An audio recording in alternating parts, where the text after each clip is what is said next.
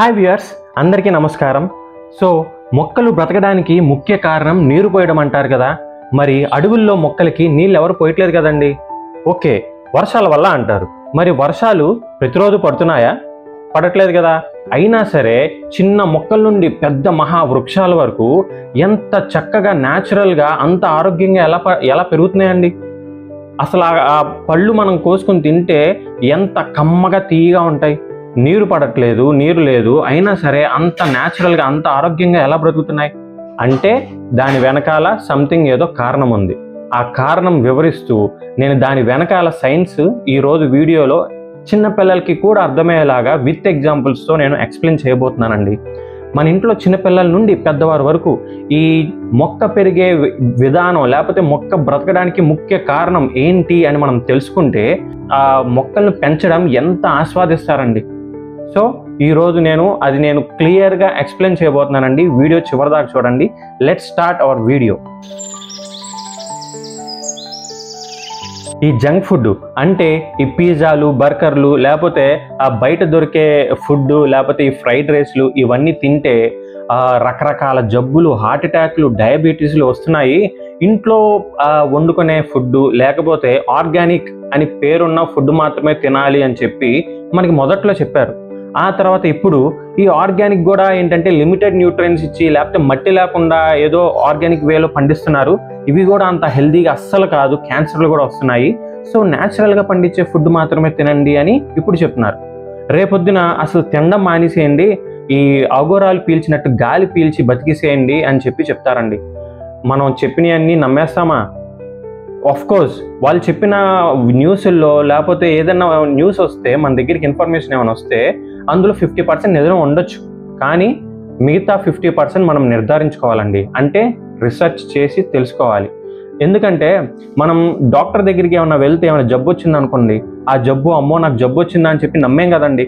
ఇంకో 2-3 డాక్టర్ల దగ్గరికి వెళ్ళి కన్ఫర్మ్ చేసుకుంటాం. సో అలానే మన దగ్గరికి వచ్చిన ఫుడ్ గురించి, ఫుడ్ రిలేటెడ్ పర్టికులర్గా వచ్చిన ఇన్ఫర్మేషన్ని క్లియర్గా మనం రీసెర్చ్ చేసి తెలుసుకోవాలండి. అప్పుడే మనం దాన్ని నిర్ధారించుకుందాం. ఆరోగ్యంగా ఉండేవాళ్ళు ఆఫ్కోర్స్ ఏది తిన్నా పర్లేదు, ఈ కెమికల్ అయితే ఏంటి, న్యాచురల్ అయితే ఉంది, నేను ఆరోగ్యంగానే ఉన్నాను కదా అనుకుంటారు. కానీ ఎప్పుడైతే ఈ క్యాన్సర్లు లేకపోతే హార్ట్ అటాక్లు మన ఇంట్లోకి వచ్చేస్తాయో అప్పటి నుండి స్టార్ట్ అయ్యిద్దండి ధర్మ సంకటం. అంటే ఈ అసలైన డైలమా, అంటే ఏం చేయాలో తెలియదు, ఎక్కడ రీసెర్చ్ చేయాలో తెలియదు, ఏ ఫుడ్ తినాలో కూడా తెలియదు. సో అంత డైలమాకి మనం వెళ్ళే స్టేజ్ దాకా మనం ఆగుదామా? మనం ఇప్పటి నుంచే రీసెర్చ్ స్టార్ట్ చేద్దామా? ఏం లేదండి. చేతులు కాలేక ఆకులు పట్టుకోవడం వల్ల ప్రయోజనం అస్సలు ఉండదండి. అసలే ఈ మధ్యన రిపోర్ట్స్ చూసారా మీరు? 2030 అంటే 2030 ఇయర్ లోపు ఇంటికి ఒక క్యాన్సర్ పేషెంట్ ఉంటారంటండి. అంటే ఈ రిపోర్ట్స్ ఏం చెప్తున్నాయండి? మనం రెడ్ జోన్లో ఉన్నాం, అందరం ఇప్పుడే మెలుకోవాలి. నాకు కూడా చాలా లేట్గా తెలిసిందండి. ఎలా చెప్తున్నానంటే, నాకు కూడా మా నాన్నకి ఒంట్లో బాగా ఒక ఆపరేషన్ అయితే కానీ నేను అసలు రియలైజ్ అవ్వలేకపోయాను. ఏంటంటే లక్కీగా దేవుడి దయ వల్ల ఆపరేషన్ అయ్యి సక్సెస్ అయింది. మా నాన్నకి సెకండ్ ఛాన్స్ వచ్చింది. ఆ సెకండ్ ఛాన్స్ అందరికీ రాదండి. సో అందరం మెలుకుందాం. నేను ఈ ఫుడ్ మీద రీసెర్చ్ చేస్తున్నానండి అప్పటి నుండి. మన పాలేకర్ గారి బుక్స్ చదువుతున్నాను. టి విజయ్ కుమార్ గారు అని IAS రిటైర్డ్ ఆఫీసర్, ఆయన మొన్న వెబినార్ కండక్ట్ చేస్తే అది కూడా అటెండ్ అయ్యాను. ఈ ZPNF గురించి, జీరో బడ్జెట్ నేషనల్ ఫార్మింగ్, దీని గురించి ఆయన వెబినార్ ఇచ్చారు. అండ్ మన ఓల్డ్ సైంటిస్ట్స్ ఉన్నారు కదండి, దీని మీద చెప్పే సాయిల్ సైన్స్ అని చెప్పి వీడియోస్ ఉన్నాయి యూట్యూబ్లో. అవన్నీ నేను చేస్తున్నాను, రీసెర్చ్ చేస్తున్నాను. అన్నీ చూసి నాకు ఈ గ్యాదర్ చేసుకున్న ఇన్ఫర్మేషన్, నాలెడ్జ్ అంతటిని నా దగ్గర పెట్టుకుంటే నా ఫ్యామిలీ ఒక్కటే ఆరోగ్యంగా ఉంటుంది. సో అందరికీ తెలియాలి అని చెప్పి వీడియోస్ చేసి నేను యూట్యూబ్లో అప్లోడ్ చేస్తున్నాను. సో ప్రతి ఒక్కళ్ళు నా స్వచ్ఛ ప్రకృతి ఛానల్ని సబ్స్క్రైబ్ చేసుకొని బెల్ ఐకాన్ని కొట్టుకుంటే నేను పెట్టిన వీడియోస్ ఇమీడియట్గా మీకు నోటిఫికేషన్ వస్తుంది. ఏదైనా ఆలస్యం అవ్వచ్చు, కానీ ఈ ఫుడ్ అప్డేట్స్ అస్సలు ఆలస్యం అవ్వకూడదండి. సో ఇమీడియట్గా బెల్ ఐకాన్ అయితే కొట్టండి. ఈ చెట్టుకి కాసిన పూలు కాయలుగా మారడానికి ఈ ముఖ్య కారణం మన హనీబీస్. దాన్నే పోలరైజేషన్ అంటాం. ఈ హనీబీస్ మొత్తం అంతరించిపోతే అప్పటి నుండి 2 yearsలో ఈ భూ ప్రపంచంలో ఉన్న మనుషులతో పాటు జీవరాశి మొత్తం అంతరించిపోతుంది. అంత ఇంపార్టెన్స్ ఉందండి హనీ బీస్కి. ఒకవేళ ఈ భూ ప్రపంచాన్ని మొత్తం ఒక సినిమాలా తీయాలి అనుకుంటే నేను ఈ హనీ బీస్కి హీరోయిన్ రోల్ ఇస్తానండి. అంత ఇంపార్టెంట్. ఈ హీరోయిన్ లేకపోతే ఈ భూ ప్రపంచమే లేదు. మరి హీరోయిన్ రోల్ ఇచ్చారంటే హీరోకి ఎంత ఇంపార్టెన్స్ ఉంటుందండి. మన హీరో లేకపోతే హీరోయిన్ లేదు, ప్రపంచం కూడా లేదు. సో అంతటి ఇంపార్టెంట్ రోల్ ప్లే చేస్తున్నాడు మన హీరో. హీరో ఎవరండి? నేను రివీల్ చేసే ముందు ఈ హీరో లేకపోతే అసలు మొక్కలు బతకలేవండి. ఈ హీరో లేకపోతే అసలు ఎడారిలా మారిపోతుంది, మొత్తం ఎడారైపోతుంది. అంత ఇంపార్టెన్స్ ఈ హీరో. ఈ హీరో గురించి చెప్పే ముందు మనం ప్లాంట్ లైఫ్ సైకిల్ ఏంటో తెలుసుకుందాం. చెట్లకి కూడా మనలానే ఫీలింగ్స్ ఉంటాయండి. అంటే హ్యాపీ ఫీలింగ్, సాడ్ ఫీలింగ్. మనలానే అన్నం కూడా వండుకుంటాయండి. అది ఎలానో చూద్దాం. ఫస్ట్ ఈ హ్యాపీ సాడ్ ఫీలింగ్స్ ఎలా అంటారా? ఫర్ ఎగ్జాంపుల్గా చెప్తాను. కొన్ని మంత్స్ బేబీ బాధ కలిగినప్పుడు ఒకలాగా ఏడుస్తుంది, అంటే పెయిన్ వచ్చినప్పుడు ఒకలాగా ఏడుస్తుంది, ఇరిటేషన్ కలిగినప్పుడు ఒకలాగా ఏడుస్తుంది, ఆకలి వేసినప్పుడు ఒకలాగా ఏడుస్తుందండి. ఈ డిఫరెన్సెస్ మెయిన్గా తల్లిదండ్రులు మాత్రమే గుర్తించగలరు. పక్క నుంచి చూసేవాళ్ళు ఒకేలాగా ఏడుస్తుంది కదా అనుకుంటారు. కానీ తల్లిదండ్రులు love and affection and keen observation ఉంటుంది కాబట్టి వాళ్ళకి అర్థమవుతుంది. అలానే మనం కూడా చిన్న చిన్న మొక్కల నుండి పెద్ద వృక్షాల వరకు వాటిని love and affection and keen observe చేస్తే మనకి క్లియర్గా అర్థమైపోతుందండి వాటి యొక్క సాడ్ ఫీలింగ్స్, హ్యాపీ ఫీలింగ్స్.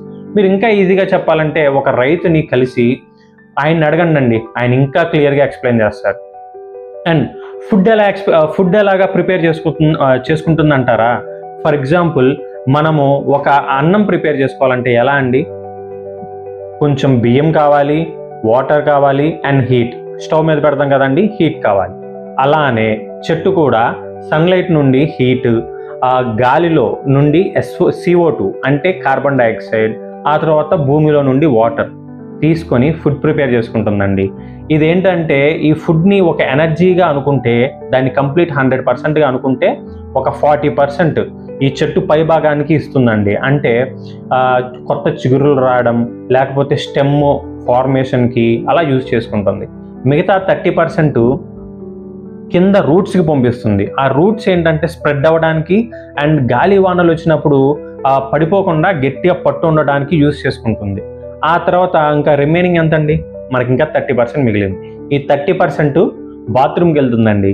ఈ బాత్రూమ్ అంటే భూమిలోకి వదిలేస్తుంది. ఈ భూమిలోకి వదిలేసిన ఎనర్జీలో ఎక్కువ శాతం కార్బోహైడ్రేట్స్, షుగర్స్ ఉంటాయి అండ్ కొంచెంగా ప్రోటీన్ ఉంటుంది. ఇక్కడ నుండి అసలైన సినిమా స్టార్ట్ అయిద్దండి. మన హీరో ఎంట్రీ ఇక్కడే. ఈ హీరోస్ అంటే ఎవరో కాదండి, సూక్ష్మజీవులు అంటే మైక్రో ఆర్గానిజమ్స్. ఈ మైక్రో ఆర్గానిజమ్స్లో మెయిన్గా bacteria, fungi, protozoa, nematodes and microarthropods అని ఉంటాయండి. సో వీటిలన్నిటిని సూక్ష్మజీవులు అంటారు, మైక్రో ఆర్గానిజమ్స్. సో వీటిల్లో చిన్న మైక్రో ఆర్గానిజమ్స్ ఉంటాయి, పెద్ద మైక్రో ఆర్గానిజమ్స్ ఉంటాయి, ఇంకొంచెం పెద్ద మైక్రో ఆర్గానిజమ్స్ కూడా ఉంటాయి స్టేజ్ వైజ్గా. సో చిన్న వాటిని ఇంకొంచెం పెద్దవి తింటాయి, పెద్ద వాటిని దానికంటే పెద్ద సైజువి తింటాయి. సో అలా అంటే ఫర్ ఎగ్జాంపుల్ ర్యాట్ని పాము తింటుంది, పాముని గ్రద్ద తింటుంది. సో అలా యానిమల్ సైకిల్ ఉంది కదండి, ఫుడ్ సైకిల్. అలానే దీన్ని కూడా ఇప్పుడు నేను స్టేజ్ వైజ్గా చెప్తాను. ఫస్ట్ చెట్టు రిలీజ్ చేసిన వ్యర్థాన్ని ఈ బ్యాక్టీరియా అండ్ ఫంగై తింటుంది. ఈ బ్యాక్టీరియా అండ్ ఫంగై తింటూనే దాంతోపాటు ఈ మట్టిలో ఉన్న న్యూట్రియన్స్ని, గాలిలో ఉన్న నైట్రోజన్ని కూడా తీసుకుంటుంది. ఆ తర్వాత ఈ దానికంటే కొంచెం పెద్దదైన ఈ నెమటోడ్స్, మైక్రో ఆర్థ్రోపాడ్స్ ఇవి ఫంగస్ని అండ్ బ్యాక్టీరియాని తింటుంది. ఆ తర్వాత అది కూడా రిలీజ్ చేస్తుందండి వ్యర్థాన్ని. అంటే అన్ని న్యూట్రియన్స్ కంప్లీట్గా తినేస్తుంది కాబట్టి అఫ్కోర్స్ అది కూడా వ్యర్థాన్ని రిలీజ్ చేస్తుంది. ఈ వ్యర్థం రిలీజ్ చేసిన దాంట్లో అమోనియా, నైట్రేట్, నైట్రైట్ ఈ 3గా రిలీజ్ చేస్తుంది. ఇవి చెట్లకు యూజ్ అవుతాయండి. మొదట్లో ఈ గాల్లో ఉన్న నైట్రోజన్ కానీ ఈ భూమిలో ఉన్న న్యూట్రియన్స్ కానీ చెట్లు డైరెక్ట్గా యూజ్ చేసుకోలేవండి, ఎందుకంటే రా ఫామ్లో ఉంటాయి. ఫర్ ఎగ్జాంపుల్కి మనం చెట్టుకున్న కూరగాయలు డైరెక్ట్గా తీసుకొని తినలేం కదండి, వాటిని మొక్కలు కోసుకొని వండుకొని తింటాం.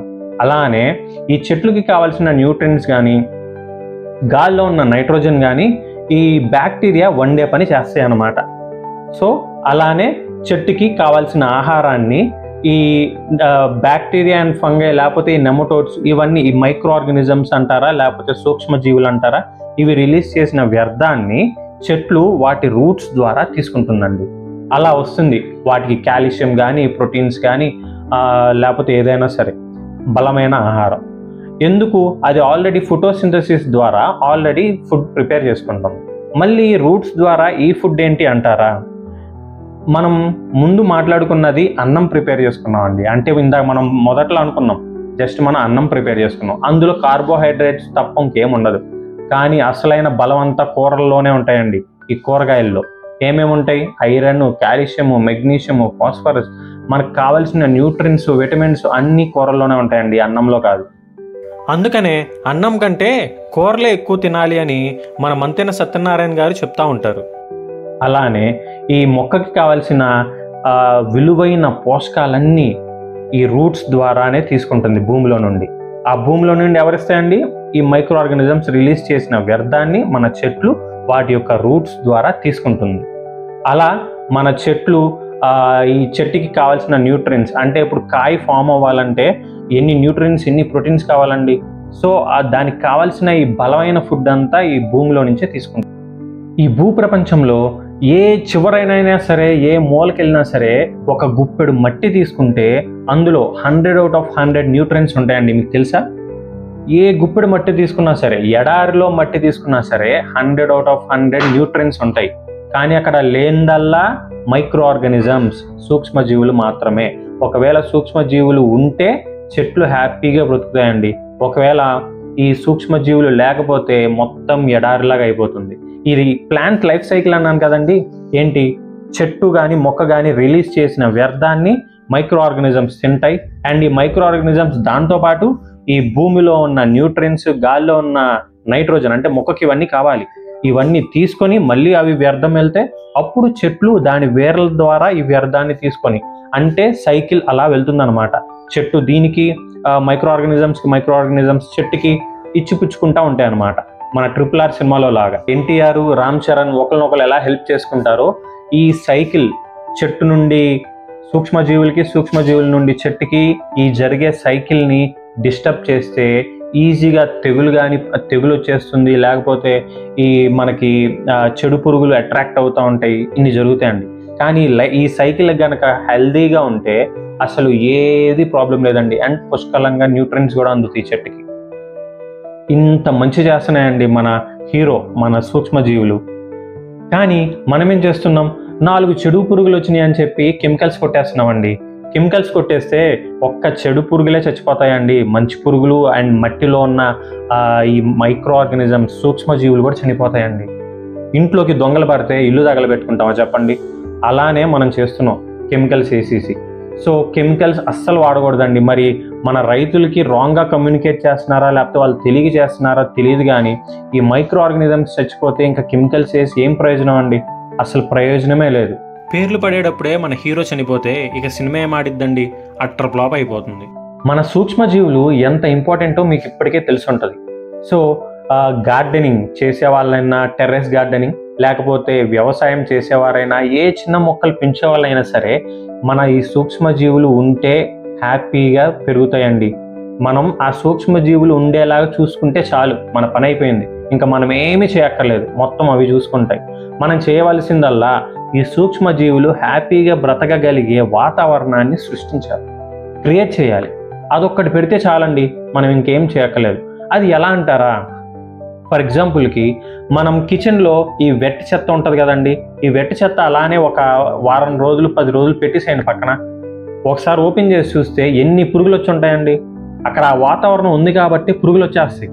సో అది ఎలా ఏంటి అనేది మనకి అనవసరం అండి, అది వచ్చేస్తాయి. అలానే మనం ఈ సూక్ష్మజీవులు ఎంచక్క రావాలన్నా సరే ఆ వాతావరణం క్రియేట్ చేస్తే వచ్చేస్తాయండి. ఆ వాతావరణం ఎలా క్రియేట్ చేయాలి? అసలు ఈ కెమికల్స్ వేయడం వల్ల ఆ వాతావరణం వస్తుందా, లేకపోతే ఉన్నది పోతుందా? మళ్ళీ ఈ ఆర్గానిక్ అండ్ న్యాచురల్ ఏంటి డిఫరెన్స్? ఈ ఆర్గానిక్లో మట్టి లేకుండా లిమిటెడ్ న్యూట్రియంట్స్ ఇచ్చి పెంచుతున్నారండి ఈ రోజుల్లో. హైడ్రోపోనిక్ అని, ఏరోఫోబిక్ అని. ఇదంతా కరెక్ట్ ప్రాసెస్సే కాదు. ఎలా అనేది నేను నెక్స్ట్ వీడియోలో క్లియర్గా ఎక్స్ప్లెయిన్ చేస్తాను. మీరు మాత్రం ఖచ్చితంగా మన రైతుల దగ్గరే కొనండి. ఏ కూరగాయలైనా సరే, ఈ చిన్నవి టమాటాలు లేకపోతే పచ్చిమిరపకాయలు, చిన్న మొక్కల వరకు మనం టెర్రస్ గార్డెనింగ్ లాగా పెట్టుకొని మనమే పెంచేసుకోవచ్చు అండి. కానీ ఇంకా ఏమైనా కొనాలి, బయట పప్పులు లేకపోతే ధాన్యాలు ఇలాంటివి ఏమైనా కొనాలనుకుంటే మాత్రం మీ ఊర్లో సెర్చ్ చేసి న్యాచురల్గా పండించే రైతు దగ్గర మాత్రమే కొనండి. ఎందుకంటే ఆయన ఇలాగ ఆర్గానిక్ స్టోర్స్లో లాగా ఎక్కువ పెట్టి అమ్మేశారండి, అండ్ వాళ్ళు లాభం కూడా ఎక్కువ చూసుకోరు. సామాన్యుడు కొనగలిగే ప్రైస్కే అమ్ముతారు. సో ఖచ్చితంగా మీరు మీ ఊర్లో ఉండే న్యాచురల్గా పండించే ఫార్మర్ దగ్గరే కొనండి. అండ్ ఈ లోకల్ ఫార్మర్స్ని సపోర్ట్ చేయండి. నాతో పాటు మీరు కూడా నాకు చేయగలపండి. మీకు ఈ వీడియో బాగా ఇన్ఫర్మేటివ్గా ఉన్నా, నా వే ఆఫ్ ఎక్స్ప్లెనేషన్ మీకు నచ్చితే ఖచ్చితంగా లైక్ చేసి, మీరు ప్రేమించే వాళ్ళకి, మిమ్మల్ని ప్రేమించే వాళ్ళకి ఈ వీడియో షేర్ చేస్తూ మీ ఫ్యామిలీ హెల్త్ కోసం నా ఛానల్ని, స్వచ్ఛ ప్రకృతి ఛానల్ని సబ్స్క్రైబ్ చేసుకొని బెల్ ఐకాన్ కూడా కొట్టండి. దానివల్ల మీకు నేను పెట్టగానే వీడియోస్ ఇమీడియట్గా మీకు ఈ హెల్త్ అప్డేట్స్ కానీ లేకపోతే కొత్త విషయాలు చాలా వరకు వెంటనే తెలుస్తాయి, నోటిఫికేషన్ ద్వారా మీకు తెలుస్తుంది.